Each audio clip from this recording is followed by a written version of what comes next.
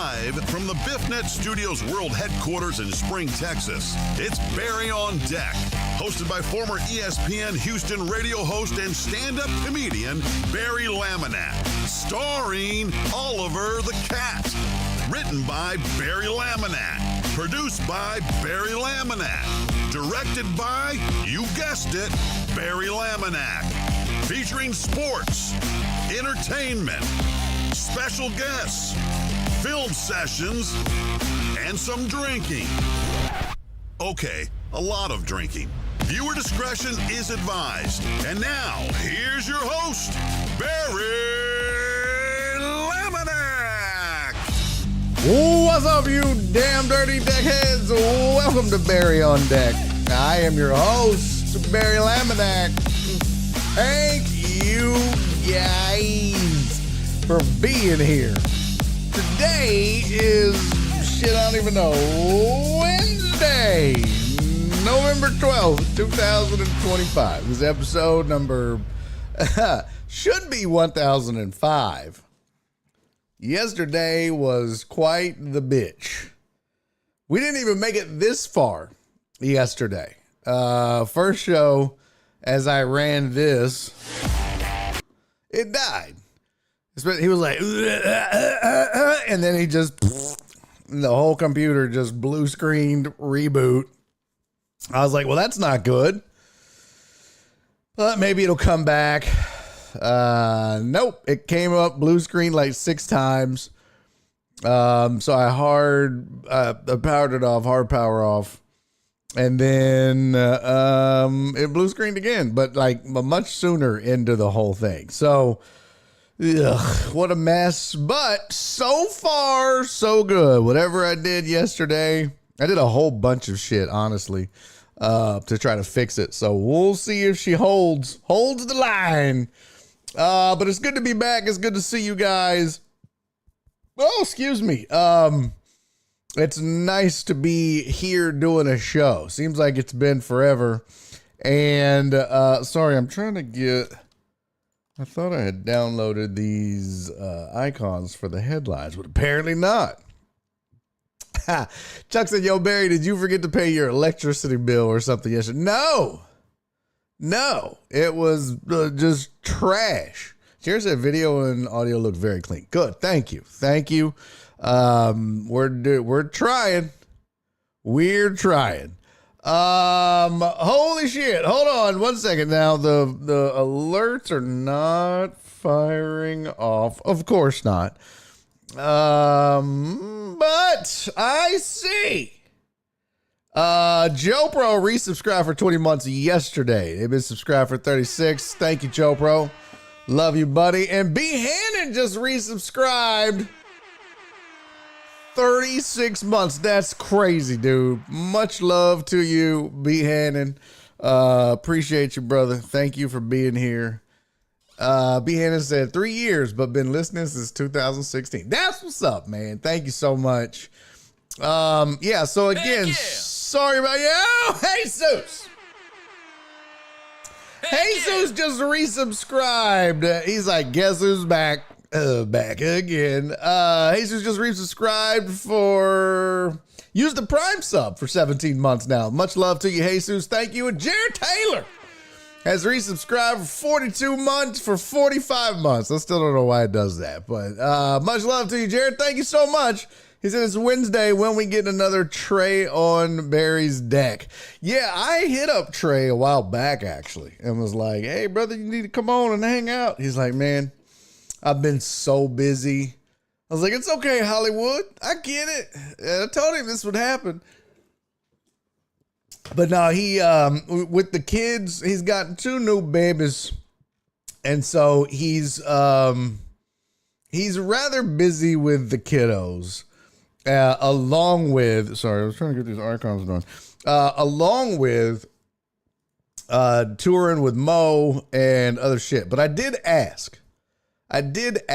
So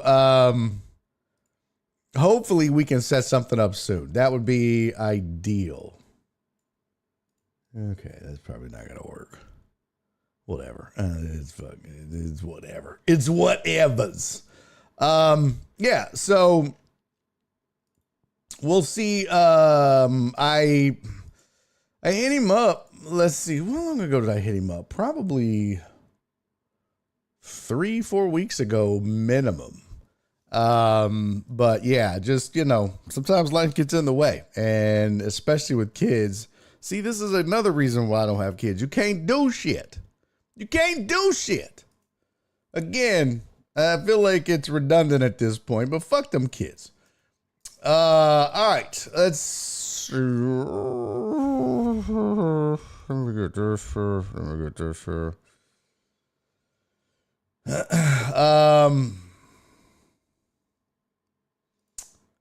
Oh wow, that's interesting. Okay. I didn't see that. Got it. So we got a ton of shit to do, by the way. A plethora of things to discuss and get to. I'm just doing this. There we go. So we've got, 6 headlines. We never have 6 headlines. We have that. In fact, I don't even think I have a room for 6 headlines. I'm just going to have to copy and paste. Who is going to have more babies this year, Trey or Stephon Diggs? I'm going to go Stephon Diggs because now Trey's working. He's had all his babies. Shit, we got a hype train going. My bad, y'all. I think Trey has had all his babies. He's done, and now it's just a matter of working and trying to feed them babies. But thank you guys for the hype train, man. That's super dope. We are 93% on level 1. That's really cool. I appreciate you guys. Let's see. Video and audio, 3 years. Okay, I think I got everything. What up, Jeff Bell? Who else is here? My sweet, sweet Donna checked in on both. Jeff Bell is in the building. Chuck, Mr. Dunaway is here. Good looking out, bro. B. Hannon, Jared Taylor, Nightbot, that raggedy bitch. Who else? Jet, what up, Jet? Good to see you, sweetie. I saw you roasting me yesterday. Kiss my ass, Jet. Jet was roasting the shit out of me trying to start this show. Yeah, what up, Perry? What up, pew pew? He said, LOL, snip, snip. Yeah, man. Gots to do it. Gots to do it. Donna, thank you for the 34 bits. Oh, shit. You pimping now. Thank you, Donna. Jen, what up, Jen? Good to see you. All right, so we have a ton of things to do. One of the cool things I have is an update for you. I probably need to do this a little later in the show once people start meandering in and whatnot. But if you are a member of the Patreon, okay, that worked. If you're a member of Patreon, you no doubt saw, at least if you're on the Discord, you no doubt saw where Donna had posted about Perry's lurking. Much love, homie. Appreciate you lurking. Thank you, sir. You saw where Donna talked about wanting to do something for the food bank because I had mentioned we hadn't done it in a while, and with SNAP benefits not being available, they were going to be overwhelmed and, resources taxed and everything else. And I just had kind of mentioned it because we had done the Houston Food Bank long time ago. Donna said she really did want to do something. And so I said, I'm down. Every weekend I've got stuff for the month of November. But Jen came up with the best idea. So I'll tell it now. I'll tell it a little bit later, I'm sure. And I'll be telling it all throughout the month of November. But I'll go ahead and let you know. What up, Uriel? He says, is this really happening or am I asleep? It's so far so good. The tech is holding strong. Excuse me. But Jen had the great idea of, every year we do the roast of my face for the month of November. I don't shave. And since I already started a beard, now I can't shave it. So that's going to be even worse. But every year at the end of November, the last day of November, we do the roast of my face. My mic is hot. Barry's up and his mic is hot. Is it loud? Is it too loud? Doesn't look like I'm peeking out even in the yellow. That's right. Jen said this is why she gets paid the big bucks. So the idea was this. We always do the roast of my face. It's for charity. You guys always do a wonderful, fantastic, amazing job. I think last year we did $1,000 in a 3-hour show, 2 to 3. And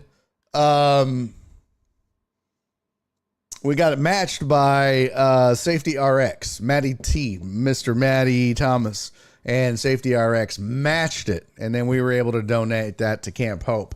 This year, though, we're going to donate the money. Normally, we pick a veterans charity. Last couple of years, it's been Camp Hope because I really dig what they do.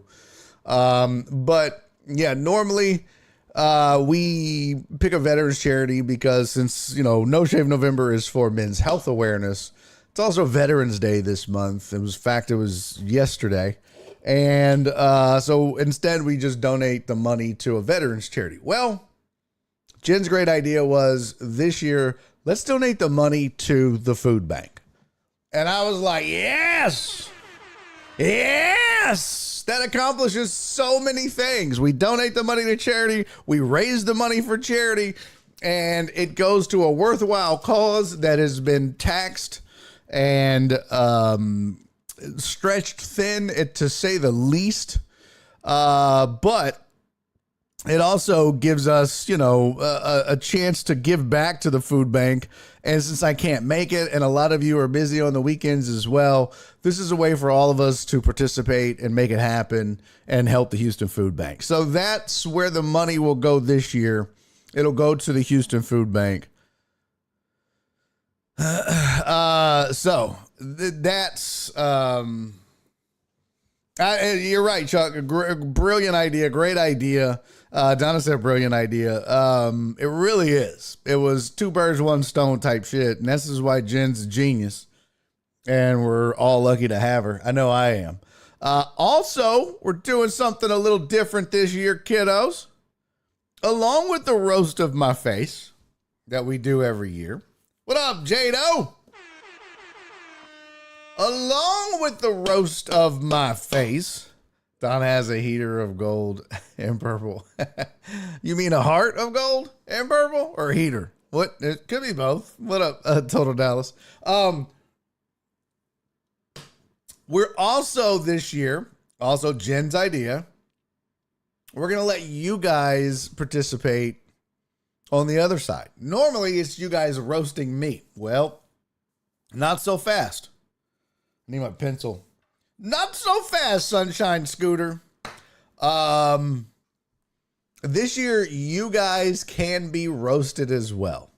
If you want to be roasted, if you want to put yourself up offer yourself up as tribute to be roasted, we're going to allow that to happen for the first time in the history of this show. So that means you'll get the information to Jen. Her email is on the screen, and you'll just say, hey, here's a photo, and I want to be roasted. And then anyone can roast you. It's going to cost $5. All right. It's just like every year, $5 per joke to roast me or to roast anybody else that wants to be roasted. Here's the deal. You can have me roast them for 30 seconds for $10. So instead of just a $5 roast, you can pay $10 and I will roast whoever has offered themselves up for tribute to the roast of my face. So it'll be the roast of our faces. Well, so where Rose Preseason Barry has a face for newspaper. Okay. Well, 1, that was really fucking stupid. 2, you owe me $5 for the roast.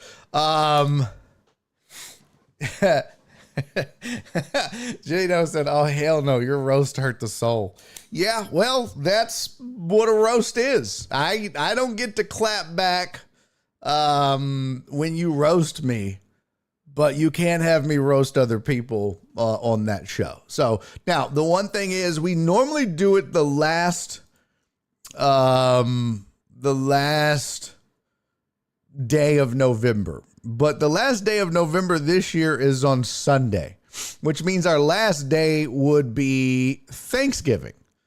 That week is going to be a mess because I don't even know if we're going to have shows the week of Thanksgiving. I know we're certainly not going to have one on Thursday, probably not one on Wednesday, maybe Monday and Tuesday, but that's it. But that would leave, you're taking away almost 5 days out of the month. So what we're actually going to do, since the last day is November 30th is Sunday, we're just going to do the roast of my face on Monday, December 1st. So that will be the roast of my face for the month of November, and we will donate the money when it's done to the food bank. So if you want to volunteer, if you want to be up for being roasted by the chat or by me, if they pay the $10, then all you got to do is email Jen, like I said, or just get with her on the Discord. And you don't have to be a member of Patreon or the Discord to be a part of this. This is for everybody and anybody. So anybody can be roasted. Anybody can participate. Anybody can offer themselves up, and anybody can pay to have me roast or roast me or roast other people. It's just open to the public. We just want to do as much good as we can on that day. So, CC, what up, girl? Greetings. Feel at what? Golden Nugget. Oh, you're at the Golden Nugget. Everyone Venmo me, please. How much you need, girl? How much you need? Daddy got you. Let me send you a wishful Wednesday. I'm gonna send you a wishful Wednesday. Donna said I'm starting my list now. Hell yes. Hell yes. Chuck said, start thinking about roasting AV. I'm going to have about $13 trillion worth of roast money coming. I can't wait. Yeah. I'm going to roast the shit out of Alex Villanueva if he participates. Now it's up to him. I can't roast anybody that doesn't agree to it, if that makes sense. So again, if you want to be roasted, you got to get with Jen and let her know you're in, and she will make it happen. I don't know why all that rhymed, but hey, what do you say? Let's go down by the bay and eat some hay. I just may. All right. Alex, what up? Alex just got here and said, hey, what did I walk in on? Oh, you just missed a whole big ass announcement. Go back and watch it. I'm not repeating it. We'll talk about it again tomorrow. I'm playing in a tournament here tomorrow. Wish me luck. Golf or poker? Golf or poker? Which one? Inquiring minds would like to know. Uh-oh. What happened to my Thankful Thursday slide? You raggedy bitch. How dare you, sir? How dare you? I used to have them all set up and ready to go.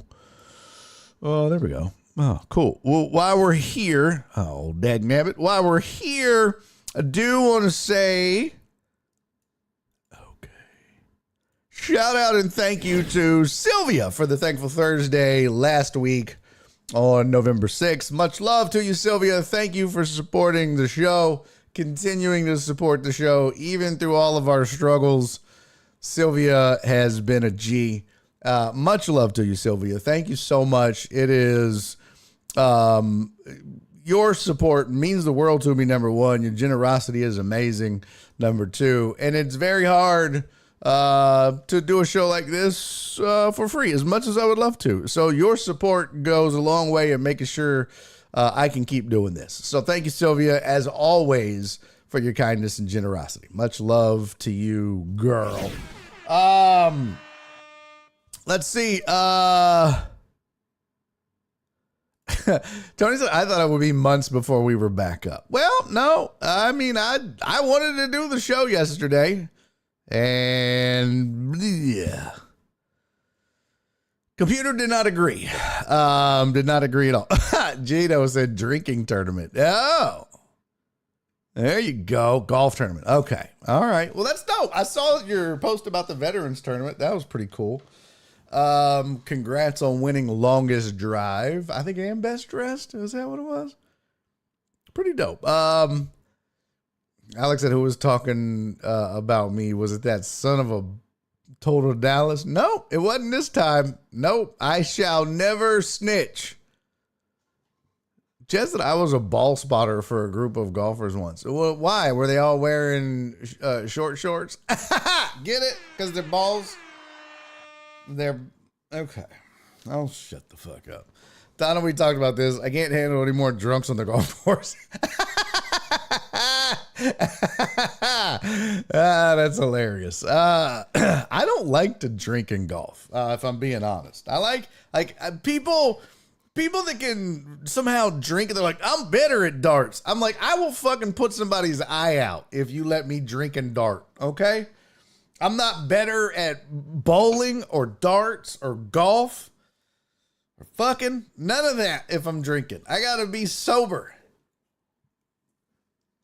It fucks up my aim.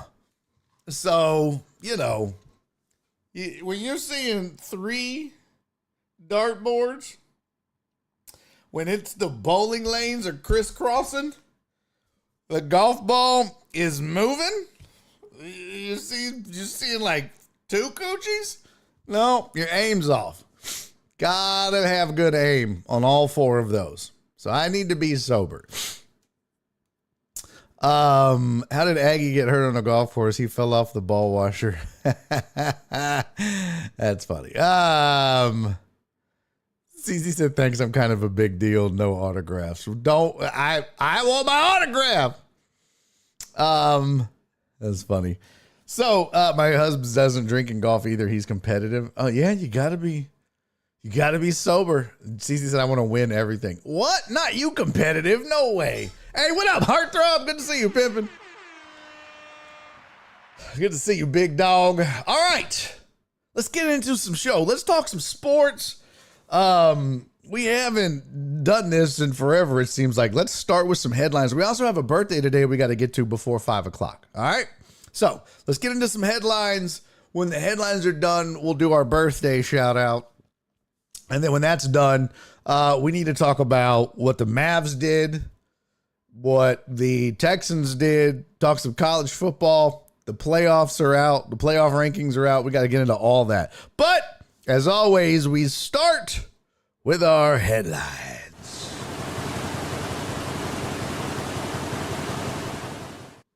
All right, here's your sports headlines for the day. Oh, look at Heartthrob. Surprise trip to Houston next week. Be in town Wednesday through Friday. That's dope, dude. Very cool. Alex said I could be somebody's caddy and drink for them. No one wants you to drink for them, jackass. What would drinking for them do? Nothing. Nothing. Jeff Bell. Jeff Bell has got to be the happiest and cockiest deckhead of them all. I mean, the fact that he has made everybody change their avatar to a Bronco and they still haven't lost. I mean, they're winning ugly. It's bleh. Oh my God. But they're winning. Sorry, folks. Moose out front should have told you. Houston's closed.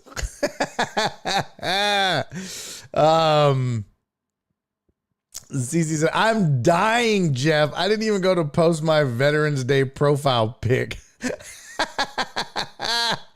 That's so funny. That is so funny. Yeah, I get home from Vegas Tuesday, Throb. Oh, that's dope. That's so funny. All right, so let's get to our headlines. Here we go. First and foremost, the big one. It's on your screen. The Mavs have fired Nico Harrison. And a lot of that had to do with, a really slow start. And 2, the fans are just not happy. They weren't happy last year, but it was like, well, let's just wait and see. And spoiler alert, it hasn't gone good thus far. Now, this is a team that I feel like is good. They'll be good. They just off to a slow start, but they've lost to some good teams. But I mean, when you go 3-8 to start the season after trading Luka Doncic and the Lakers are off to a hot start already. They're 4th in the West. They're 8-3 and your team's 3-8. Yeah, it's going to look bad. And people are going to be upset. And here's what's crazy. When this team gets Kyrie back, this will be a completely different team. All they have to do is just stay close. That's it. That's all they have to do is keep a play-in game or whatever within striking distance. And right now, it's so early in the season, but fans are pissed. Fans are mad. And if people stop showing up, that's when heads roll. Look what happened with the Texans.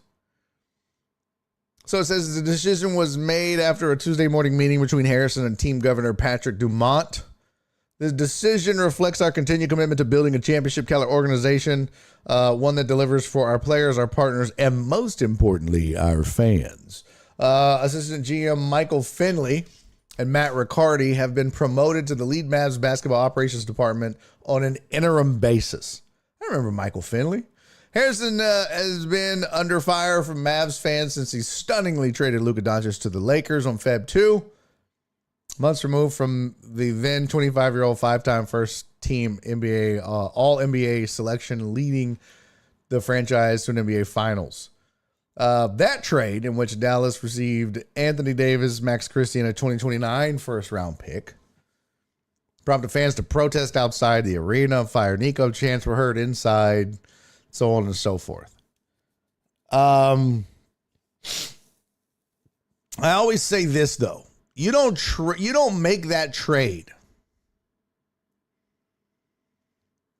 Like, you don't make a trade like that without support from everybody. You're not trading Luka Doncic and the owner is not on board. Okay?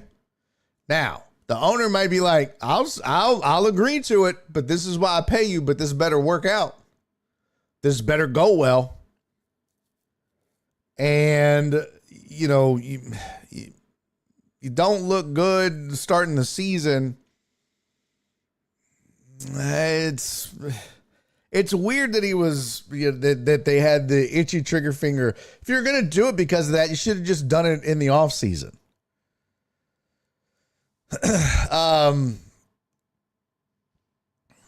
But Patrick Dumont posted a letter on, well, it was posted on Twitter from Tim McMahon. But this letter went out to all Mavs fans, and it says, "Dear Mavs family, on May 30, 2024, the Mavericks won the Western Conference Championship. We came up short in the NBA Finals, but we all agreed our future was bright. As fans of this franchise, you have every right to demand a commitment to success from us. No one associated with the Mavs organization is happy with the start of what we all believed would be a promising season. You have high expectations for the Mavs, and I share them with you. When the results don't meet expectations, it's my responsibility to act. I've made that decision to part ways with general manager Nico Harrison. Though the majority of the 2025-26 season remains to be played, and I know our players are deeply committed to a winning culture, this decision was critical to moving our franchise forward in a positive direction. I understand the profound impact these difficult last several months have had.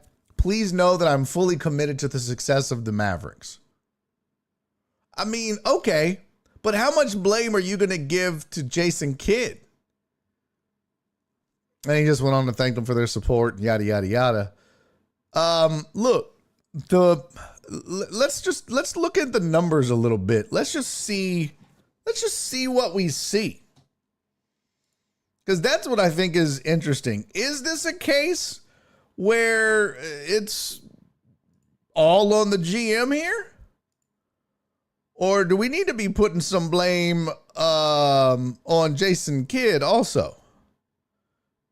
Because, like, hold on. Let me get this squared away. Why is that? Oh, that's why. Aha. What do I sound like the count right there? Aha. Uh-oh. Sorry, I'm trying to make this happen. There it is. It working now. Maybe not. I fucked this up somehow and I don't remember how. There we go. Okay. So here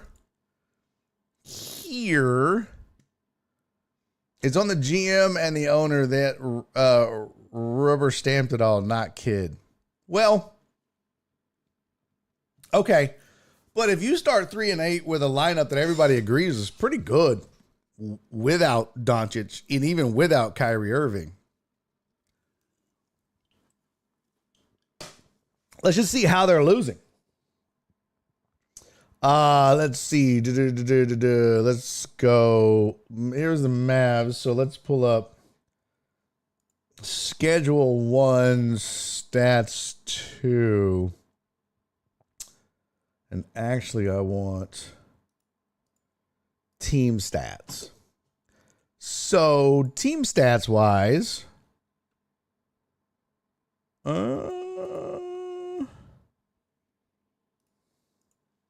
look at offense. Man, I can't see shit. I'm going blind, y'all. Right now, the Mavs are dead last in points. They're scoring 107 a game. Okay? That's dead last. That's not good. Turnovers per game, they have less than the Rockets. They're at 15.7. Not great. That's bottom 10. 1, 2, 3, 4, 5, 6, 7. They're 8. Bottom 8th worst in the league. Turnovers per game. But barely. Golden State's at 15.8, right behind them. And right ahead of them is the Trailblazers at 15.6. So they're kind of in that same group. Everybody's in that 15.5, 15.6. I mean, the Lakers, Clippers, Spurs, Blazers, Warriors, Magic, those are good teams. Well, not all of them. Clippers aren't. But Lakers, Spurs, Warriors, Magic, those are all good teams. And they're all right around the same amount of turnovers. Oh, my voice cracked.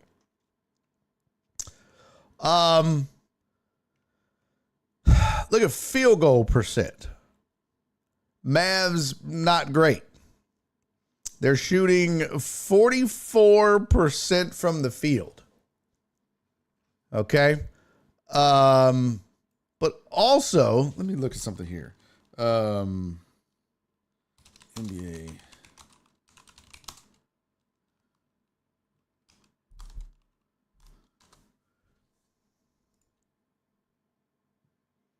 There we go. That's what I was looking for. If you look at offense and defensive rating and net rating, right? This is also some important numbers, I think, anyways. So if we look at the Mavs net offensive rating, they're obviously last. They're 30th. Net defensive rating, they are, or their defensive, I shouldn't say net, but their defensive rating, they're third in defensive rating at 110. Okay? So they're not scoring, but they are playing defense. And their net rating has them, well, it's so bad. They're 25th in net.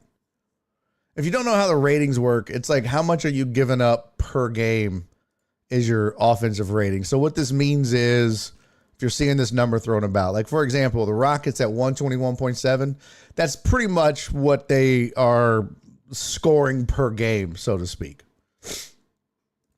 And then it's like their offensive rating is what they should be or are scoring, because it's really not what they're scoring.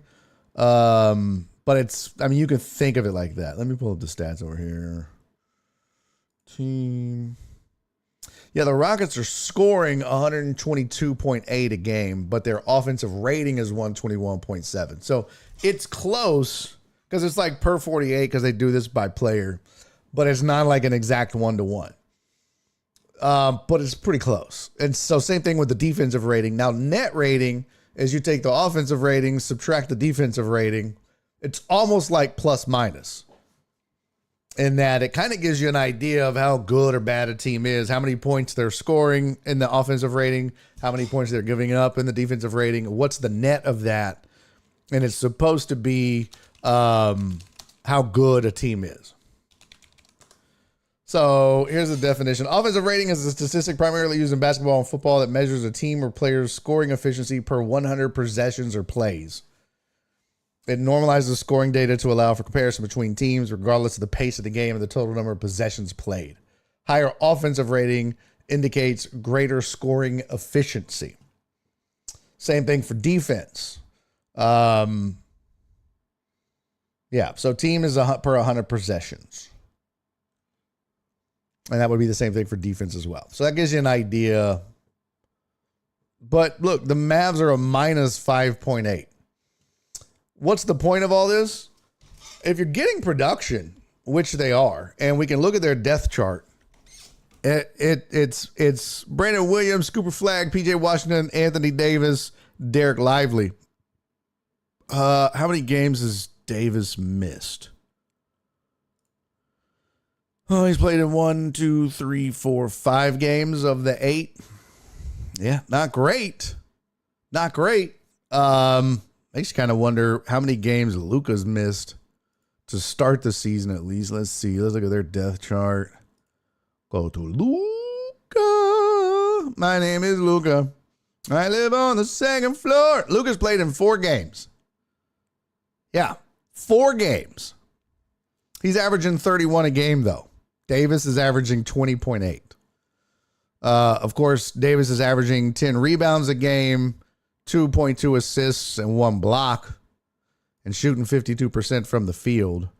Whereas Doncic is averaging 7.8 rebounds, 10 assists, and a half a block, and shooting 49% from the field. Of course, he's also shooting 30% from 3 right now. Yikes. That's bad. Damn. Davis isn't far off at 27. So again,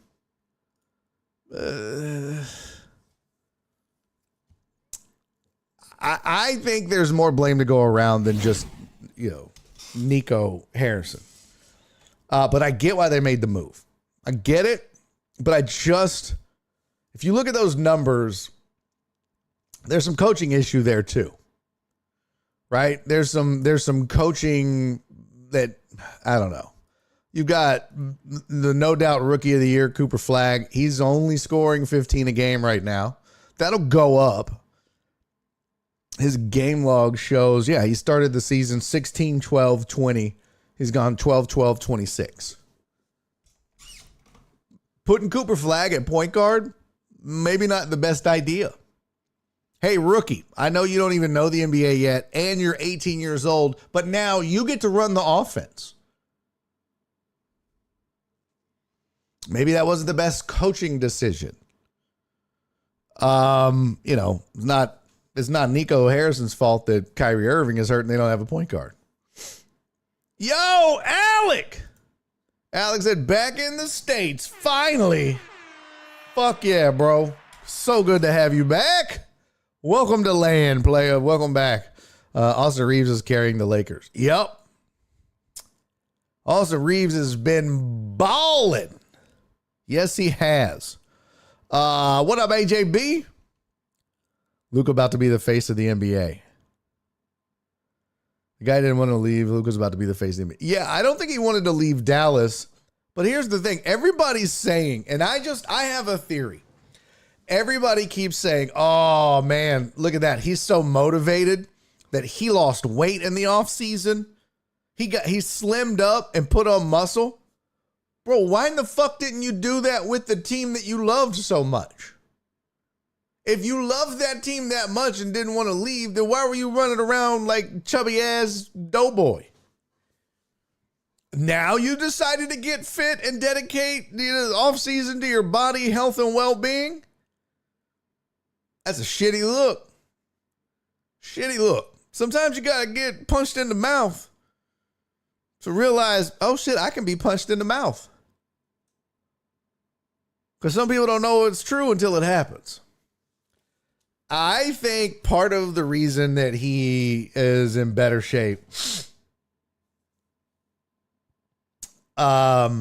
is because he's mad at the Mavs. But I also think when you get traded to a team who has the best player in history, arguably the best player in history in LeBron James, who has always treated his body like a temple, taking care of it in the offseason. I mean, LeBron's a physical specimen, except for his hairline. But when you take everything else serious and you get a guy like Luka and you see the potential, that rubs off. And I truly believe that Luka did it in part for motivation for the Mavs, in part because he didn't want to be embarrassed by LeBron by not doing it. By watching LeBron in the offseason and he's over here eating ho-hos and zebra cakes and drinking Dr. Peppers 6 at a time. Cheeseburgers and fries. Meanwhile, LeBron's eating kale salad. And I think that was part of it. I think part of it was anger. Part of it was not guilt. What's the word I'm looking for? Maybe shame. He didn't want to be shamed by LeBron. And I think part of it was encouragement from LeBron. Hey, bro, your body is your tool. It's your temple. And if your body sucks, you'll suck. So you need to take your fitness serious in the offseason. And I think that all three of those played a factor. I really do.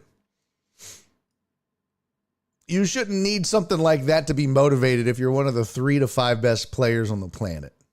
You shouldn't need a trade to motivate you. You should already be motivated. It's part of your job is to get in shape. That's crazy to me. But here we are, and nobody wants to blame Luka for this. Nobody. Well, I'm here to tell you, he deserves some blame. He definitely deserves some blame. Oh, he's averaging 37 a game right now? Ooh. I have 31. Oh, I was just looking at November. I'm a dumb fuck. Oh. Let's see. Yeah, okay. He's averaging 37. Wait a minute. What is this? He's averaging 37.1 minutes per game and 37.1 points per game. That's pretty good. Okay, that's pretty good. It's also a very short sample size. Yeah, so Davis has played more than the 5 games. Okay, 1, 2, 3, 4, 5, 6, 7, 8, 9. Anthony Davis has played in 9 games. I don't know why I was just looking at November. That was weird. The Mavs have played 11. Davis has played in 9. Luka has played in 1, 2, 3, 4, 5, 6, 7. Luka has played in 7 games. And the Lakers have played 11. So Davis has been on the court more so far. But Luka is... them points is crazy. I would love to see what Luka's defensive efficiency rating is. Let's see. Let's go players. Not general, advanced. There we go. Offensive rating, defensive rating, net rating. Let's see how that shakes out. Here we go. Offensive rating. Mitchell Robinson has the highest, 144. What? He's played in 4 games. Darius Garland. Yeah, it should be a minimum of, we'll say, you got to play at least 20 minutes a game. Jeez. Okay, yeah, I accept.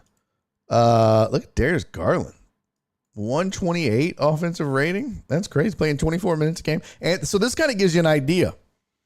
If you look at this, let me zoom in here. If you look at these numbers, this is some of the best players in the NBA right now. Anthony Edwards is second in a rating. This is for players who play at least 20 minutes a game or more. But Edwards, Darius Garland, Edwards, Jokic, Peyton Watson, Julius Randle, Alperen Şengün, Josh Okogie. That's crazy. Jalen Brunson, Dylan Harper, Christian Braun. So, yeah, it's Giannis is up there at 123 a game. So, Luka's 123.8. But there's a lot ahead of him. Let's see where AD is. Amin Thompson.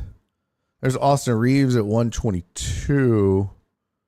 Kevin Durant at 120.9. I still haven't seen Anthony Davis on this bitch.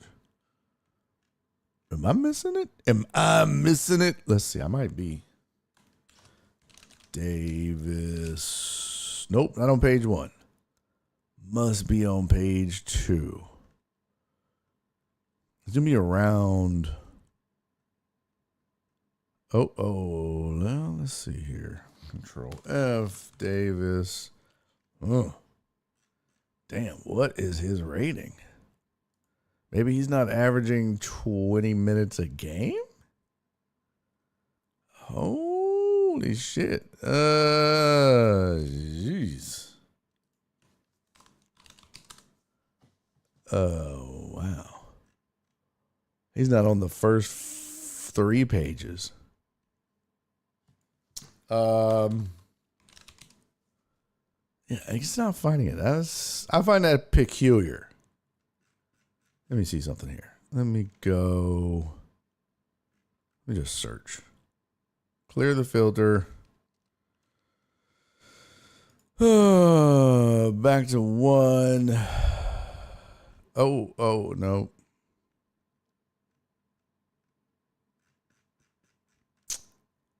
I want to. Oh, all players, starters,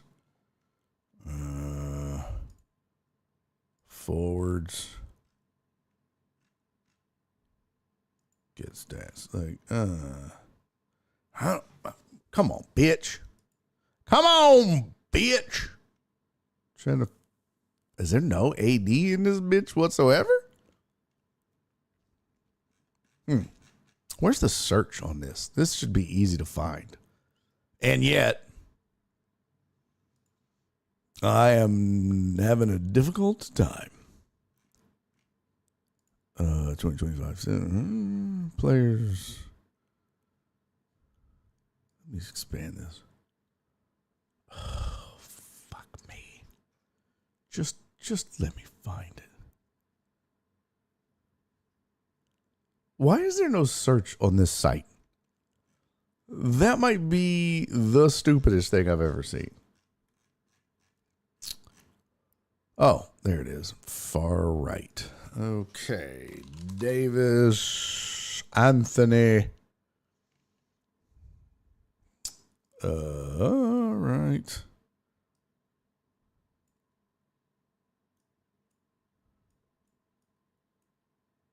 There we go.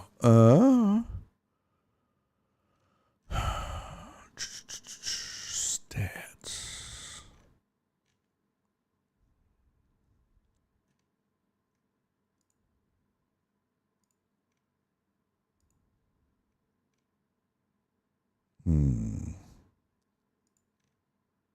Still don't fucking see it. This is so. Oh, there we go.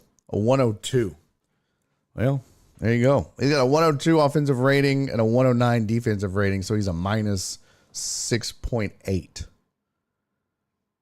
net rating. That's interesting. I don't think that math ain't mathing. It says 5 games played. What? How did I miss? Oh, that was preseason. Oh, okay. See, that's what fucked me up with Luka. Got it. Got it. See right there? That's all he's played in. Well, that'll do it. That'll have something to do with it. I thought that was, see, Luka had October and November. That's what I thought AD had right here. But he doesn't. He's got preseason and October. Yep, that'll do it.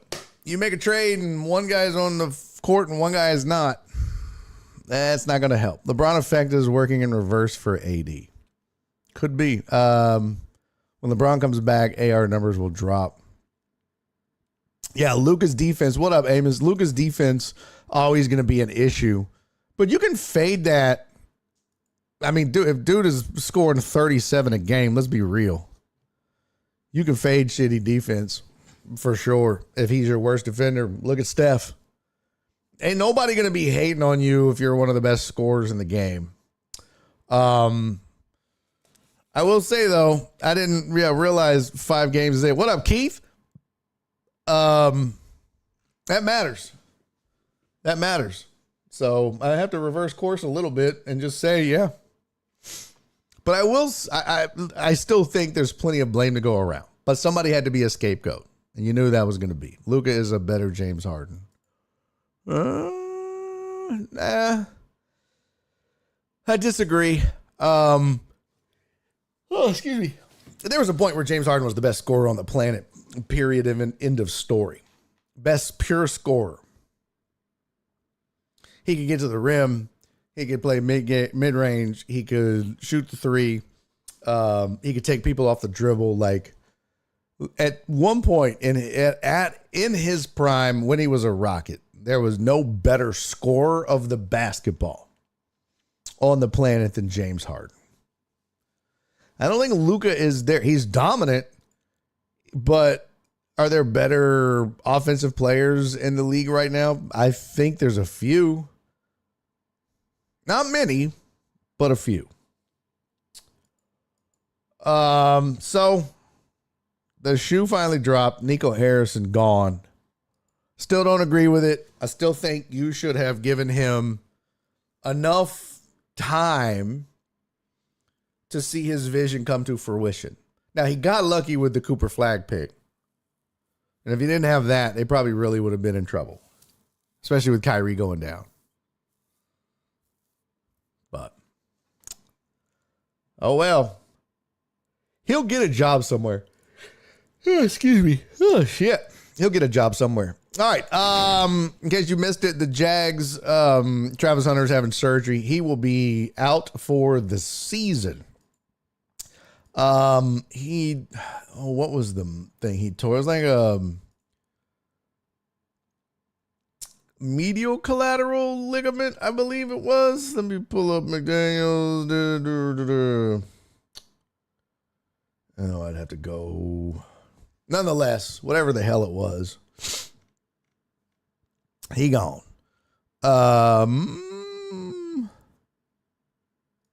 Let's see if they say it over here.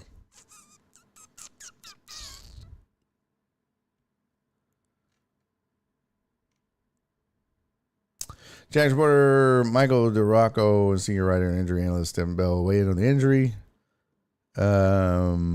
Yeah, what is an LCL injury? What is the normal recovery time? So it was basically it says the LCL runs from the lateral femur, thigh bone, to the head of the fibula, the long bone in the outer side of the leg. Okay, this is too much shit. I don't need to know. I was just trying to figure out what the hell it was. So it says LCL and done. So it says, 28 catches, 298 yards, and a touchdown on defense. He had 15 tackles, 3 pass breakups. Played 67% of the team's offensive snaps, 36% of the defensive snaps until he got injured. Luka has the clutch gene. Harden does not. Did you hear both sides of it? Both sides of what? What? What? The hell? That's crazy. I don't know what the hell you guys are talking about. Yeah, so there's that. Your other headlines. Michigan State is in trouble. They have lost 14 wins. They've had 14 wins vacated. And they are getting 3 years of probation for violations that occurred under Mel Tucker's tenure as coach. The violations occurred due to participation of 3 ineligible players. Now the Spartans will vacate all 14 wins from the past 3 seasons. That's not a lot. The school spokesperson confirmed includes all 5 wins of last season during Jonathan Smith's first year as coach. The 3 players are no longer with the program. Michigan State will also be penalized $30K plus 1.5% of the football program's budget for 2024 season. That was $58.6 million.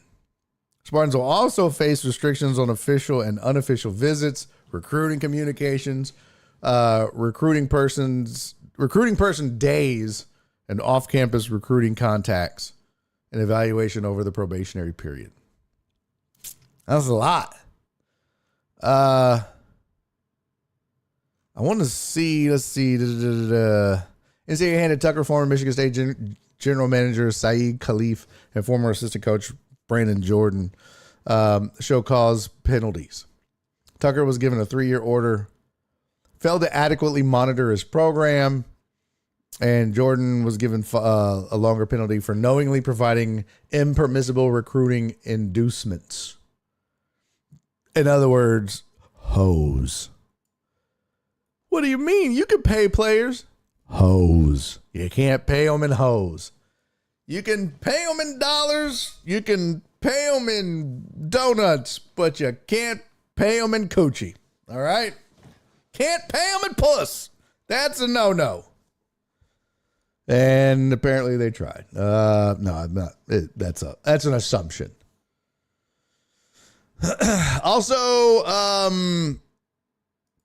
in other news, sources say AD won't play until okay from the Mavs owner. I don't know why that's not AD. That's Bradley Beal, but Bradley Beal also done for the year. Needs season-ending hip surgery. And finally, there we go. Last but certainly not least in the headlines. And this is part of that tragic story out of Dallas.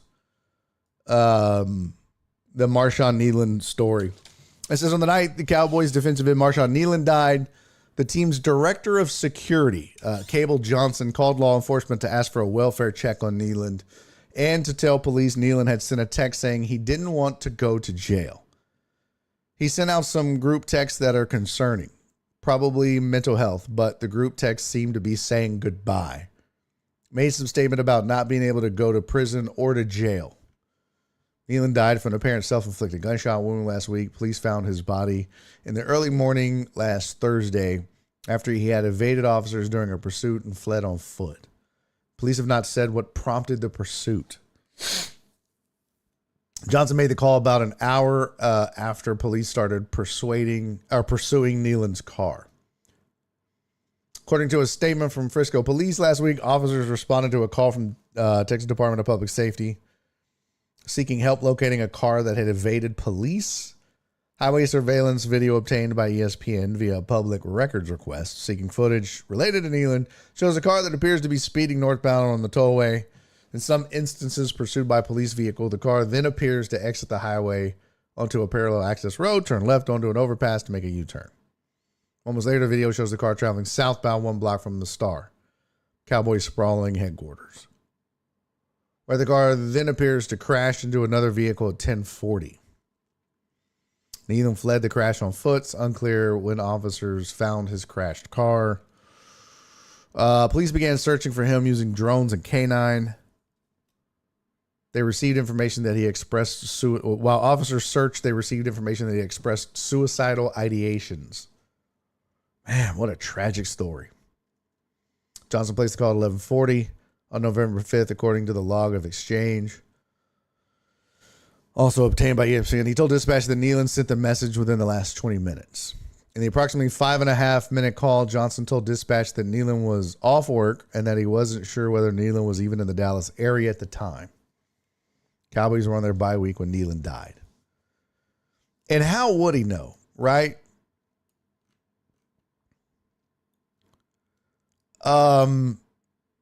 I mean, maybe he did. Maybe his job as security is to know where everybody is, and he's just trying to play it cool for the player, I guess, to help it. But what a tragic, tragic story. It says Johnson also told dispatchers he was driving to Kneeland's apartment in Plano and gave them a description of the car according to the audio. He said he was trying to get information to contact Kneeland's extended family. Last context of the text that he sent said something to the fact that I can't go to prison or jail. I'm sure you can do like a regional check to see if any other agency is dealing with him right now. Officers found Kneeland's body hours later at 1:30 in the morning. Just awful. Just awful. You just never know. Chip Kelly like Jay-Z on the Black Album. Fuck you, pay me. Tom Izzy's across campus rubbing his hands like Birdman, hoping that money comes to the basketball program. Ain't that the truth? But just a tragic story out of Dallas. Just all the way around. Did you hear about all the stuff with Chip Kelly and LSU? Looks like they're about to get dirty in court. No.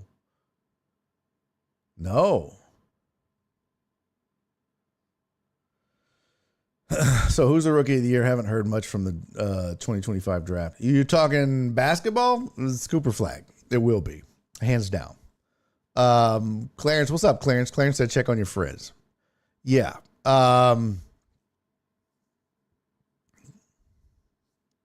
Did you hear both sides of it? Sucks to be punished for losing. So, hey, what up, Joe Pro? Good to see you, brother. Good to see y'all. I'm still driving, but listening, so y'all behave or don't. Hey, man, and thank you for resubscribing yesterday before the show that never happened. Ugh, jeez. NFL. Let's see. Let's see what the odds are.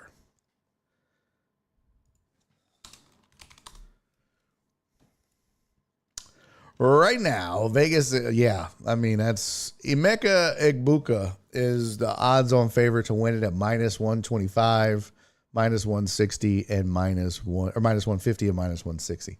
Jackson Dart is second, plus 140, plus 160, and plus 190. Tyler Warren is third, plus 500 across the board, with plus 550. And it's not even close after that. Oronde Gadsden has plus 2,800, plus 2,500. He's fourth. So you go minus, we'll just use, what's this first one? MGM Grand? What is that? Is that MGM? Yeah. So we'll just use BetMGM's numbers. Emeka Egbuka minus 125. Jackson Dart plus 140. Tyler Warren plus 500. Gadsden's not even on the board. Tatario McMillan is plus 2,500. So you go from plus 500 to plus 2,500. That's it. That tells you right there. This is a 3-horse race. And with Egbuka and Dart, it's pretty close at minus 125, plus 140. Jackson Dart got hurt again, though. He's been hurt once. He got hurt again. He got his coach fired. But the kid's got all the talent in the world, it would appear. So it says, Mike Kafka confirms Jameis Winston is Giants QB1 until Jackson Dart is cleared. So he ended up suffering a concussion, I think. Let me make sure of that. But, oh my God, Jameis Winston starting a football game makes me so happy. Yep, so Dart is in the concussion protocol. Oh, by the way, your boy Davis Mills could be starting soon. As well. Could be starting because as far as I know right now, CJ Stroud is not out of protocol. Well, that was as of Monday. Let's see. Stroud, injury update, insider breakers, silence on QB, health struggles. Oh, fuck. That's India Times. Get the fuck out of here. Stroud out of practice Wednesday. Stroud still in concussion protocol. That was 3 hours ago. Davis Mills prepping to start. Titus Howard returns. We'll talk about the Texans and Titus Howard returning in that line and everything else. But I wanted to transition from Kelly had to go, but LSU pay the man his money. Yeah, I was going to say not Chip Kelly, Brian Kelly. Okay. Because Chip Kelly is the offensive coordinator for the Raiders, I believe it is. Don't get me lying. I think it's the Raiders. Yep, Raiders. Yeah, Brian Kelly wants his money for show. Basically, LSU is saying they fired him with cause, which would void some of the money they owe him. And Chip is like, nah, bro. Well, what's crazy is they said they didn't fire him at first at all. I saw somebody post, but if you take his key card, remove his fingerprints from the system, and bar him from the building, and then publicly say he's fired, that's kind of firing somebody. He's going to get his money. LSU is trying. This is going to be a good litmus test of how this goes for these buyouts. It's going to be interesting. I want to go back, though. I want to go back for a second because we just talked about the that tragic case in Dallas, the kneeling case. And Clarence said something that's really important. He said, check on your friends. And I do agree with that. And you guys know I've always been an open book with you. I've always been super honest with you. And so I wanted to share something with you that I think you deserve to know and that you should know about. Because I think it's a tale of life too. But I'm going to try to do this without tearing up. But I got a text. I got a text from a friend of the show and friend of mine, Jerry Rocha. And last week on Friday, he had texted me. Now, if you don't recall, Jerry has been fighting or fought stage 4 rectal cancer, and appeared to have beat it. And then it came back, and he was continuing to fight. He was touring. He was on the road. He was still streaming and playing video games. In fact, he had a great special called Cancer Culture. And so he was touring on that special called Cancer Culture. And he was telling his story. Well, he texted me this past Friday. And he basically said, I'm in ICU with pneumonia. It's been rough. Breathing's not great. They believe the cancer is in my lungs. They believe the cancer in my lungs is the main culprit. He said that they're going to try chemo pills that were there to be for a trial. But he said they just got sent to our place, so the timing was perfect. It's a very mild but effective chemo. He said the hope is that he can go home.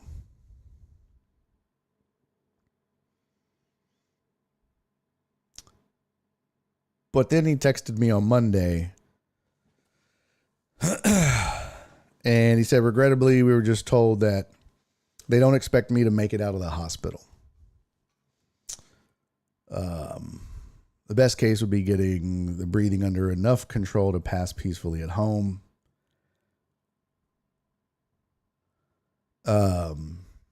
He said, I love you and I cherish having gotten to know you and call you a friend.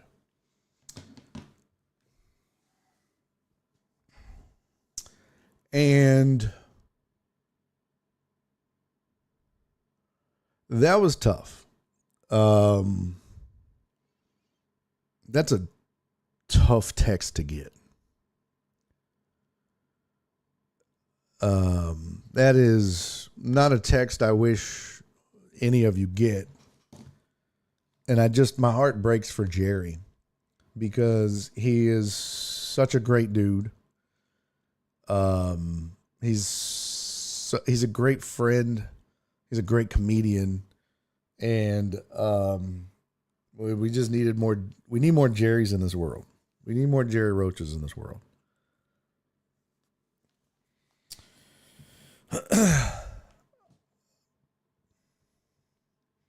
And I think at first I didn't know what to say.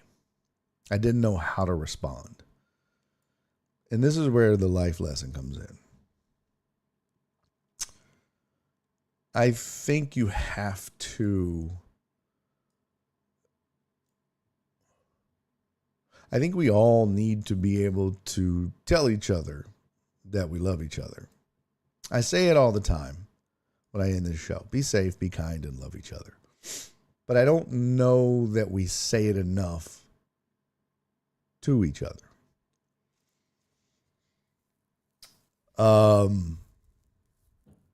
And you don't have to be married to somebody or in a relationship or for them to even be family to love somebody. And I think oftentimes that's what we equate it with, right? Our friends, we have our friends, but we don't tell our friends that we love them. I will say I have one friend that does consistently. Whenever we talk, when he hangs up, he'll always be like, all right, man, I'll talk to you later. Love you, buddy. And it's so refreshing. It's so refreshing to hear that from a dude, because part of being a man is not being weak. It's not showing weakness, but it's also living up to certain societal norms and, putting on that certain face that society expects a man to put on. But I can tell you that love isn't just one thing. And my hope for you all, is that you can tell your friends that you love them and that you show them. But tell them, because it matters and it's important. And you never know what people are going through. And you never know how many people don't have anybody in their life, or don't have that sense of belonging, or don't feel loved by anyone. Even though they may have family, even though they may be with somebody. So I'll just say, it's okay to tell your friends you love them. It's okay to let them know, because it just like we saw with the kneeling case, you just never know. And you don't want to be at a point where you're getting a text from them saying, hey man, probably going to pass soon. And you wished you would have spent more time with them. You wished you would have called. You wished you would have said, I loved you more. So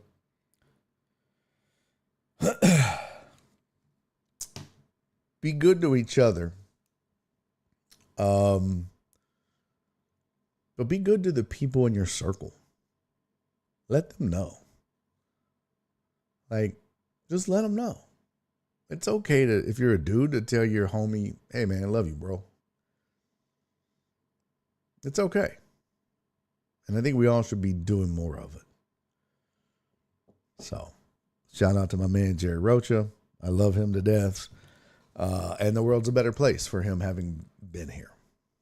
And I will keep you guys updated on his condition. If by chance it improves, it would certainly take a miracle in order for that to happen. But I'm rooting for him. And I don't pray, but I certainly do my positive affirmations and put my good mojo out to the universe. And if you are that kind of person, maybe spiritually or religiously, say a prayer for our boy, Jerry Rocha. I know he would appreciate it. So, just wanted to share that with you. That's just life. Sometimes we get down into life on this show. And he was also on this show a few times. And so I just felt, that you guys would maybe want to know that. Some of you became fans of Jerry. There's a lot of people that have done this show that you guys have become fans of. And so I would, wanted to share that with you. And yeah, that's it.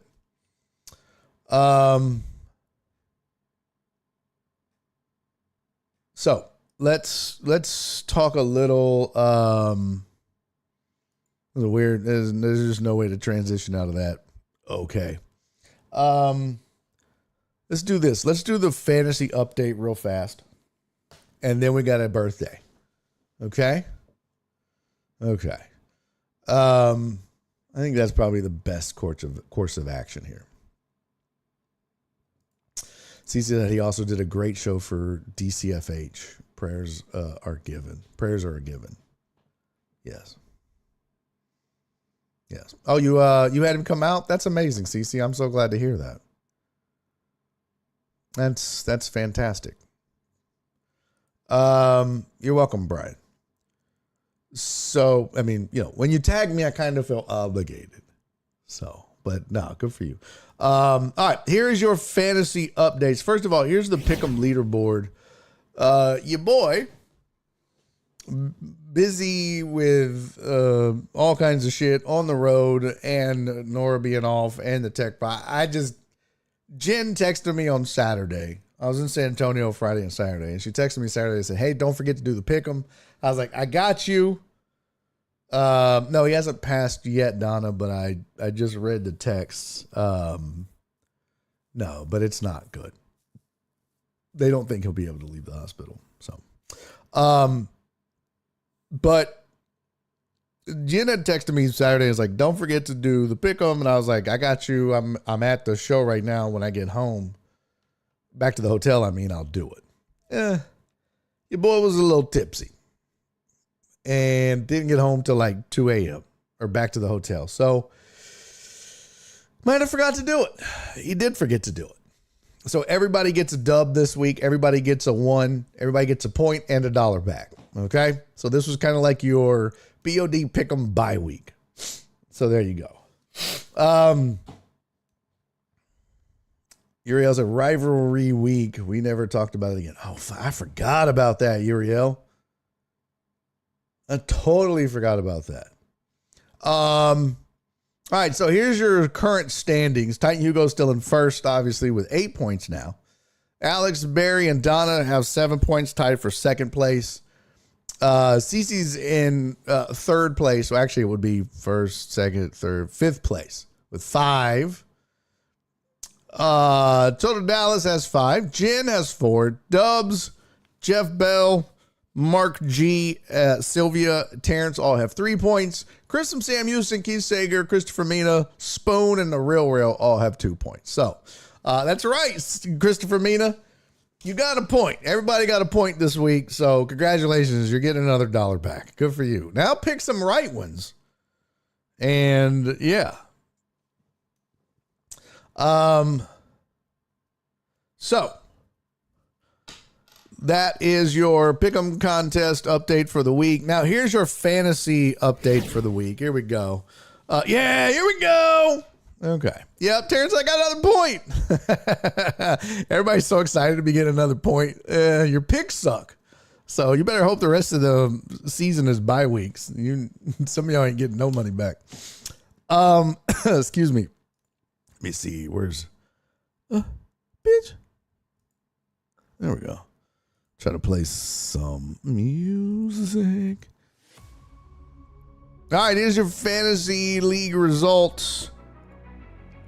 League 1 looks like this. My pronouns are we them boys. Put up 110, but it wasn't enough. Urielville in the way to beat him. 121 to 110. So that's drafting while intoxicated. Uriel's now 6-4. Total Dallas 4-6. Battle of 5-5 teams, and man, did it disappoint. Alex Villanueva scored 89 points, and it was enough to beat Dre's raggedy ass Doctor Gonna Check Yo ass team. 89-59 is sad. Some teams scored more than those two combined.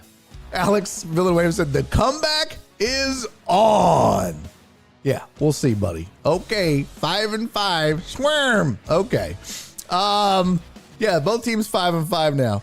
Danny Dan and his Hurt So Good squad actually put a hurting on FJ. 179 to 124. I'm telling you, man, score 124 and lose sucks. Boo Rose toe and toe. I love that name. So yeah, Danny Dan beats FJ. FJ now 4-6. Danny Dan 6-4. Jenny's mom beats Black Sheep 133 to 83. Damn, that's a lot. That's 50 whole ass points Jenny's mom whooped up on Black Sheep. So Jenny is now 6-4. Black Sheep's now 4-6. And last but certainly not least, Battle of the Deckettes. Sylvia and Mimi going head to head. Look at them ladies. Look at it.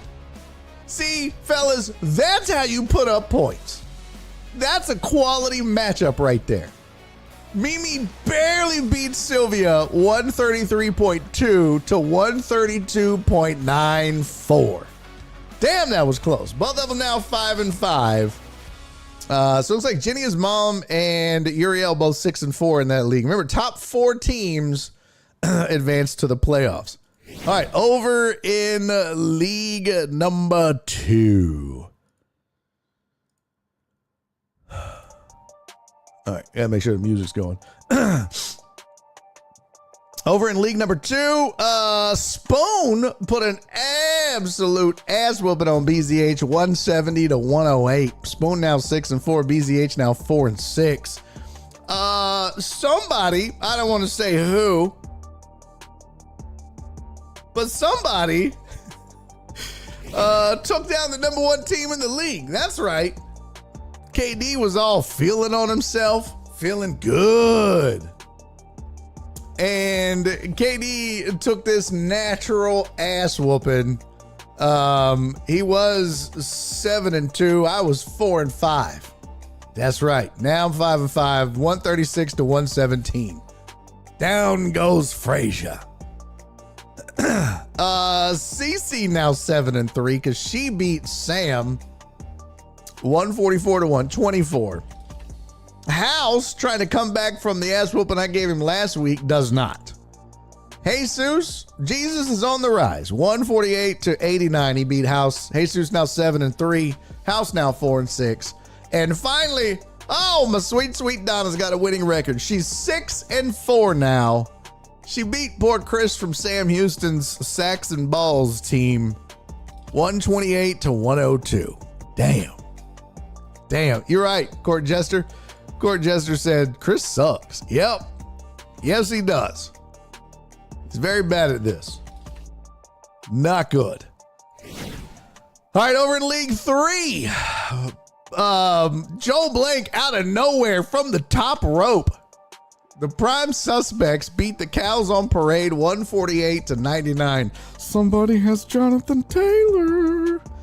My other fantasy league, I went up against Jonathan Taylor. That guy is so fucking lucky. He beat me by 10. Jonathan Taylor scored 50. I was like, you raggedy bitch.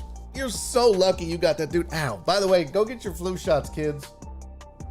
I took the time yesterday since we didn't get to do a show to go get my flu and my COVID shot.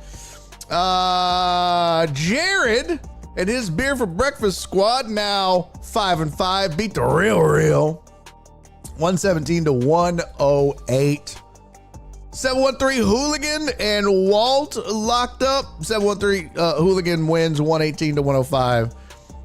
Josh now 7-3. Walt now 4-6. Titan Hugo and Tony tangled. Man, Tony's team is so good. 169.7 to 107.84. Tony now 8-2. Titan Hugo now 2-8. And finally, last but not least, Cisco and Amos locking horns. 2 teams that are at the top of this league. Amos wins though, 149 to 122. Amos now 7-3. Cisco now 6-4. And finally, League 4. The Unseasoned Heathens and Heartthrob now 5-5. So you're telling me there's a chance. Beat John Westling and his Dr. Macho's Hombres 127 to 109. John falls to 7-3. Heartthrob is now 5-5. Cece said, I just noticed Cisco's name. He's a fool. It's been like that all season. Boy, in a battle of close ones, Jeff Bell beats Keith Sager 157 to 152. If I score 150 and lose, I'm fighting somebody. Somebody got to catch an ass whooping. I really feel like that. Skiggity and his league leading Austin Isotopes is still league leading. He's now 8-2. Beat Mark G 126 to 105. Mark falls to 4-6. Clarence still not getting it done. Mr. Big Boss is 1-9. He scored 68 points. AJB I remember a time on this show when Aaron Bryant told me he sucked at fantasy. He's now 4-6, and he just whooped one of the best fantasy players amongst the deckheads. So Aaron now 4-6, scored 96 points. Clarence put up 68, falls to 1-9. And in the final matchup of the week in League 4, Perry beat on the boss. Not good, Perry. Not good. Don't want to do that. Perry beat the boss 121 to 111. Jen's now 6-4. Perry improves to 5-5. There you go. There's your fantasy updates for Barry on Deck. All right, ladies and gentlemen, get them out. Get them out. Get them out. It's time to drink. We got a birthday to celebrate. What the shit? I'm not hearing it. Mother bitch. Is it not working? Is this some bitch? Oh, you raggedy hoe. You did I delete the damn song? Let's see if it works over here. There we go. I was like, what the hell? It better be working. Let's get it. I got me some Basil Hayden. Doing a full ass fancy goblet shot for my boy Walt. Jeff Bell needs to buy a Mega Millions. He's on fire. I know. He said I bought some today. We'll see. Aaron said I still suck. He didn't set his lineup. God damn it, Aaron. Don't tell people that. Just take the dub, man. Fuck all your honesty and good person stuff. Aaron, this is no time to be a good person. This is fantasy. Fuck these hoes. Walt, my dude. We're a couple days late. Which sucks. But we got to get it in. And much love to my boy Walt, man. I am proud of him, first of all, for all of his accomplishments in the racing industry. He's done it all now, including win, and couldn't be happier for him for that, because that is his love and his one true passion is racing. So it's so dope to see that. But Walt's a great dude, man. What I love about Walt, sometimes you need friends in your life that aren't going to be a yes man to you. You just need friends that are going to tell you the truth. And with Walt, I can always count on him, whether on this show, in the chat, whether it's face-to-face, via text or message. Walt is always going to be square biz with me. He's always going to keep it a buck. I respect that, and I appreciate that, and I love you for it, Walt. I love you, buddy. I hope you had a happy birthday. Hope you got some roadhead, or not while, like, you know, actually doing a drag race. Although, that'd probably be pretty good roadhead.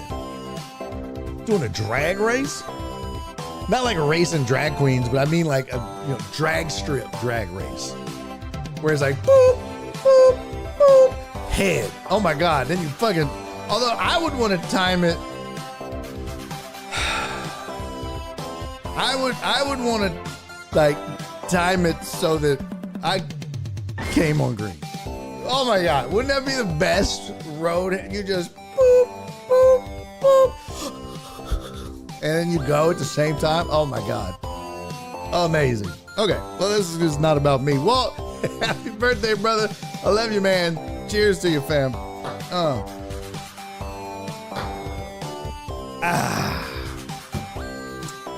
So good. It's so good. And if you wreck Barry, your dong is bit off. Well, there's that. There's that. Happy birthday, Walt. Time to hit up Checkers. Alex says a couple days ago equals a couple shots. Go fuck yourself. Was everybody saying happy birthday? AV 97.5 afternoon is getting flat and BMAC. I don't know what that means. What does that mean? Jado said it will be quick for sure. What? You kissed my ass. What up, Big Stout? You kissed my ass. it'd be quick for sure. Yo, you know what, sir? I would like to invite you to tuck your ding dong up under your balls and go fuck yourself. Oh, you jackass. All right, that's enough. Happy birthday, Walt. Love you, buddy. Donna just bought me a shot of redemption. Oh. 3-6 is boring and B-Max sucks. Oh, damn. Okay. I'm just reading it, by the way. I didn't say that. Like, that wasn't a quote from me. I just want to, it's on the screen right there. That was 75 that said that. Big Stout, what up, pimpin'? Sorry for the absence as of late, Big Stout. I know you tend to pop in a little bit later than normal, but yeah, we've been having tech problems with the old pewter over there. Plus, I was on the road and all kinds of shit. So, yeah, it's not been great. But we've been trying. Damn it, we've tried our best. Started the show twice yesterday and the old computer crashed. Jado said the music made me say it. Shut up. No, it did not. No, it did not. All right, let's talk about your Texans for a second. I have thoughts, and we'll get those tomorrow. Just kidding. That would be the worst. Oh, my God. What a dickhead tease that would be. No, we do need to talk a little bit about the Texans, and I want to talk about the rankings in college football. But, Titan Hugo said, Barry, you're pretty hip into this. What does 6-7 mean? It really means nothing. It's a block. But he said it means nothing. 67 has no meaning. It's something he made up just to fit the song. He said it does represent the block. But in general, no meaning. Total Dallas! Thank you for that $5 super chat that popped up on the screen, sir. Total Dallas said, I lost because the stupid Eagles won't throw to A.J. Brown. ELGLES. Eagles! That's still one of the greatest videos of all time. That bitch couldn't spell Eagles. Jesus Christ, I need to go find that again. ELGLES. Eagles! Oh, fuck. Let me see if I can find that again. Woman spells Eagles wrong. There she is. That was the mayor of Philly. Yeah, it was the old mayor of Philly. Fucked it up. Here we go. Oh,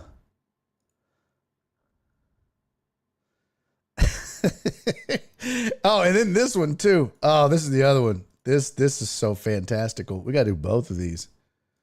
This dude is like, yeah, baby. Because he just wants that, that thingity thing at the end of the night. But let's see. Oh, I gotta do here. Fuck shit. Come here. Get over here. Reset. Oh. Oh, it's just gonna work now? Oh, no, it's not. And maybe it would have worked. I don't know. I just didn't want to risk it and take the time and it all be fucked up. Here we go, though. This is, without a doubt, one of the greatest videos of all time. This woman can't spell Eagles, and she's not even the mayor of Philly Town.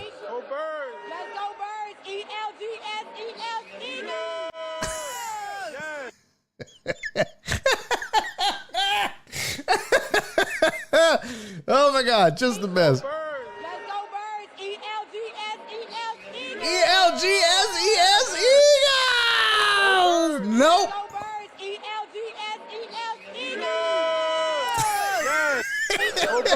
All right, now that's not the mayor. This was the mayor right here. This was Let me hear you all say ELGLES Eagles. Let's go Birds. Let me hear you. I want to know if she did that on purpose. I need to know. This is the best shit.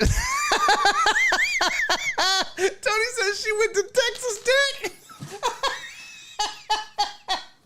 She's definitely an Aggie. Oh my God. ELGS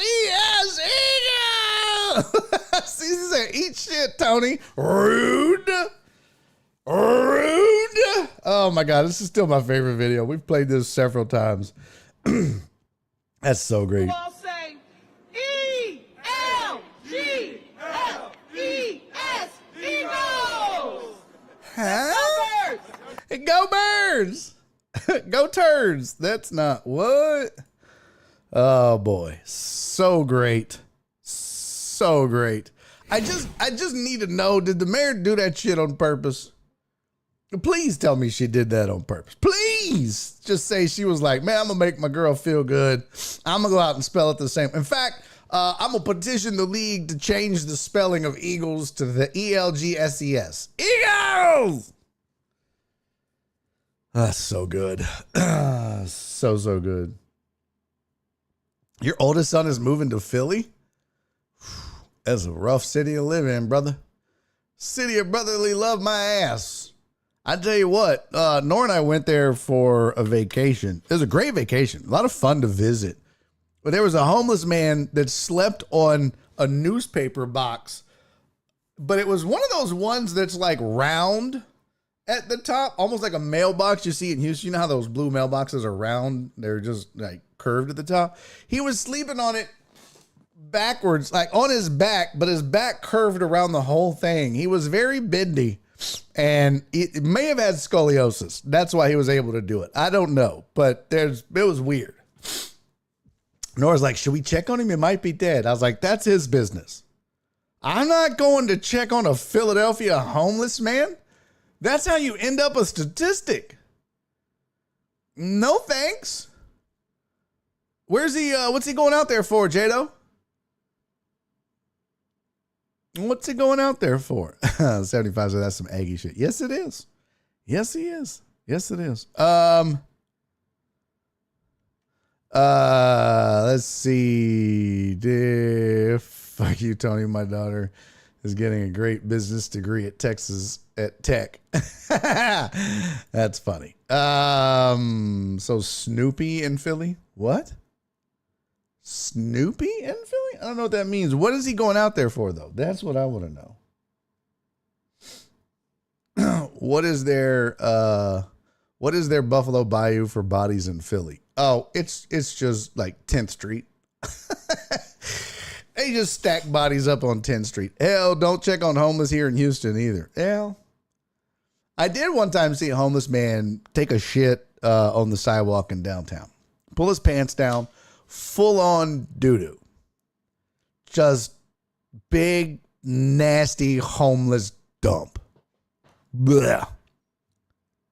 Oh, that's how Snoopy slept on his doghouse. Oh, I get it now. Yes. Yes, kind of like Snoopy. Yep. Yep, very much like it. So have fun with that. Have fun on the visit. By the way, you see this little thing right here. It says not so handy, man. This week I had to fix our washer. Our washing machine stopped draining. Took it apart. Cut the shit out of my thumb in doing so. Let's see if I can. There it is. Look at that bad boy. Doesn't that look pretty? Look at that. That looks beautiful.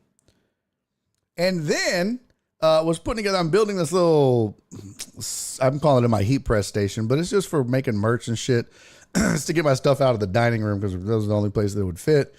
And I'm using aluminum extrusion. I printed some connectors on the 3D printer and the holes were too small. So I went to drill it and drilled through my finger. So that's always fun. That was 2 days ago and it is still bleeding and won't stop. So good times. If you ever get a chance to drill into your finger, so much so that when you pull the bit out, there's white meat on the end, highly recommend it. Highly recommend it. It feels amazing. Feels so great. And it's not gross at all that meat from your finger is stuck on the end of your drill tip.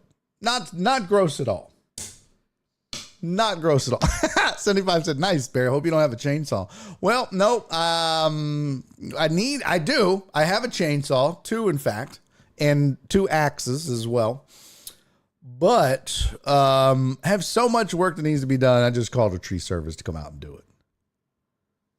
The filter is probably clogged. Nope, it wasn't the filter. It was the drain pump. There's a little spinny thing on the drain pump, and it broke loose. You could put it back on, but it wouldn't spin. Every time it started to spin, it would just come off. So I took the washing machine apart, and then put it back together, thinking, all right, well, maybe it's supposed to, the little propeller on the drain pump is supposed to come off. It's not. Put it back together, didn't drain.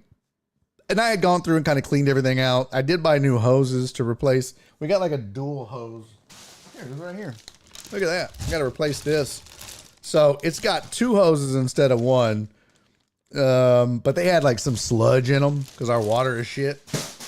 So we get to replace those still. But I think I'm going to let my wounds heal first before I do that. Just because, you know, infection and yeah. But just so you guys are aware, I'm pretty handy. I'm a man, and you're not. 75 said, you have 2 chainsaws. Let's juggle. No. Nope. Practice throwing axes at Total Dallas. That's weird.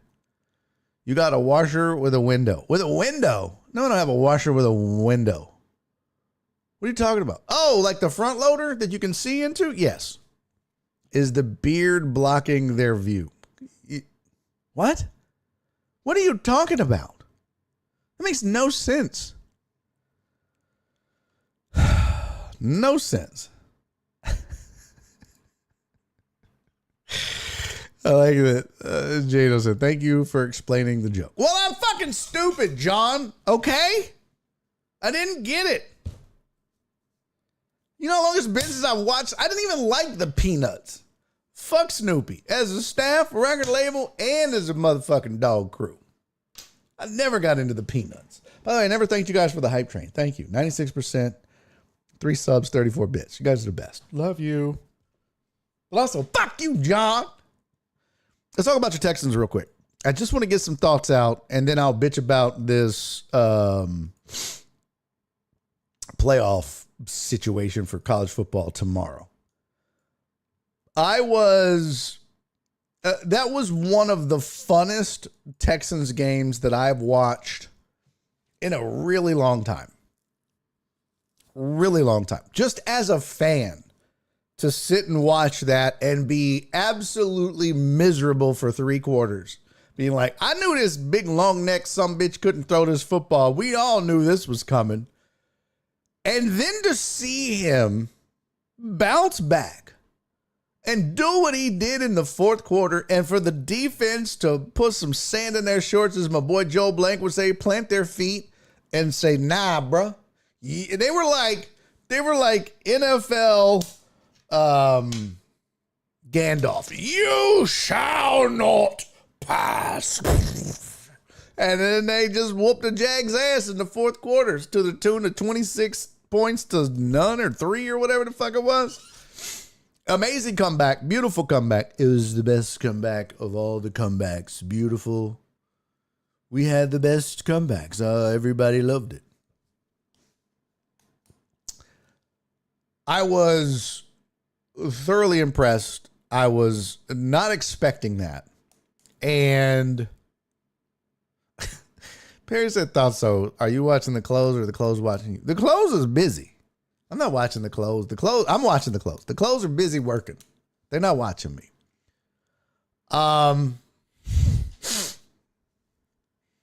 It was Mills Mafia MVP. I did not expect that from Davis Mills. I will say, get ready for a letdown. Funnest if you stuck around till the 4th quarter. I did. I watched the whole thing. My internet cut my TV when long neck bottle started running with soap. His rushing touchdown? Amazing. Amazing. Couldn't believe it. Listen, it really was unexpected. It really was a season-saving quarter for the Texans. If they lost that, you're done. Fuck you, Hunter. You're done. Seriously.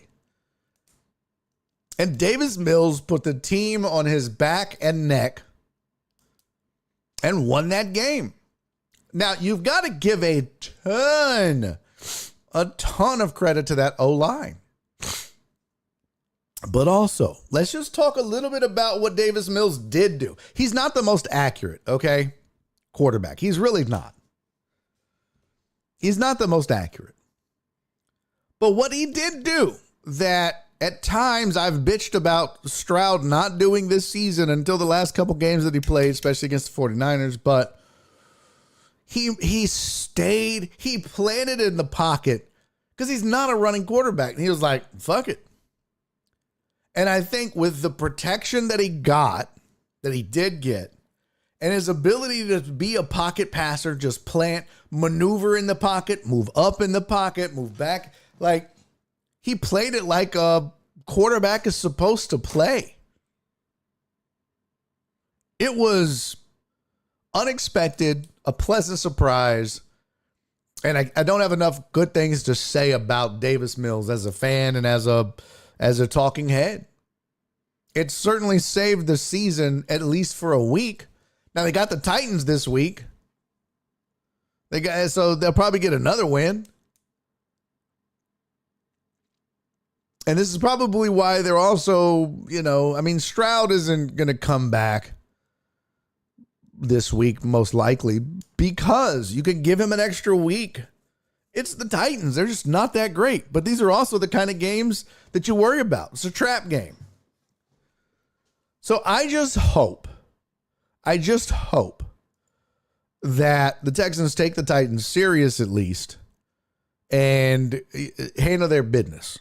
Win like they're supposed to win. You dig? They should win this game. They can win this game. But they can also fuck around and lose this game. All right? Don't get it twisted. They can fuck this up. I was thoroughly impressed with the O-line. Oh, man, I'm changing the wrong thing over here. I was thoroughly impressed with the O-line, the job that they did. And now they're talking about Titus Howard is coming back. And it's like, I don't really want to change anything. Now, unless there was just something specific. If there was something specific about their protection and protection schemes while playing the Jags that maybe doesn't translate to another team, okay. But from what I saw, like the grades, the PFF grades and all that shit were pretty good for the most part. And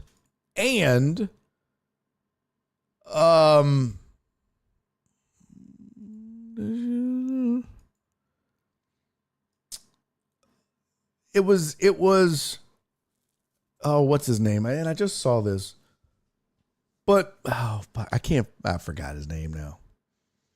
Let me go back and see who was on the O-line. I'll kiss my entire ass. Who was it? Let's see. Teams.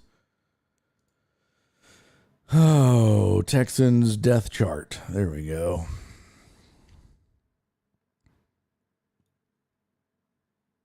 No, it was not. It was Blake Fisher.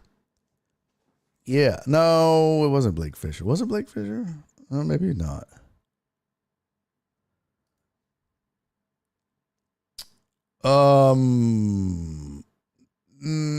My bad. I think it was Jake Andrews. Maybe it was Jake Andrews. He had 2 games. Well, anyways, they said he had like a crazy good rating. Oh, fuck. I wish I could find it. But they're like, he may not be a starter, but the 2 numbers that he's put up in the 2 games that he's been a starter have been some of the best on the O-line.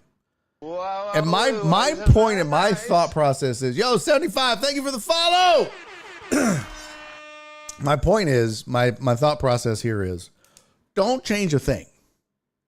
I get Titus Howard is coming back, but I'd be like, hey, bro, take you an extra week. Take you an extra week. It's cool. I know you want Titus Howard back, But the way that O-line played. So Alan said that was not fun to watch. Shut up. Yes, it was. And the fourth quarter was.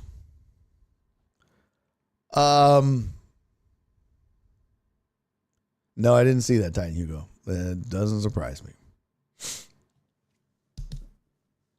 I don't think, I don't know. Look, we don't know if it was the scheme, if it was just the players figuring shit out, if it was just that the Jags were bad, but they're not. The Jags are pretty decent up front.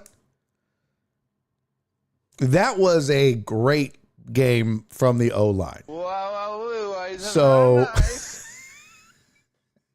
thank you for the follow. Shut the fuck up, B-Mac. That's hilarious. No, it wasn't Tony Baselli, Titan Hugo, you jackass. It wasn't Trent Williams. It wasn't Ursery or Scruggs. I want to say it was either Jake Andrews or Blake Fisher. I think it was Blake Fisher who started the last 2 weeks, but his numbers were off the charts. This is a dude who was drafted in the second round of the 2024 draft. Like, let that dude play. Let him play. But look, I've said it all year, and it was not true for the first time, but all year I have said the same thing. This Texans offense doesn't deserve that Texans defense. And this last week, tables flipped. Defense was kind of getting, look, now special teams and fumbling put them in some bad situations. They didn't give up a ton of points defensively. Overall, yes, but I mean, when you give the ball up on the, inside the red zone, look, teams are going to score. And special teams wasn't great. And the Texans have had good special teams play this year. So you're allowed a bad week. But give the offense a ton of credit. This was their moment to shine with the backup quarterback. And they did. And by God, if you're not a Woody Marks fan, what the fuck are you doing? Woody Marks is a ton of fun to watch play. I think they got him one. Now, this could be another Dameon Pierce situation. Remember, Dameon Pierce is a rookie was. Wow. And then, boom, boom, boom, boom.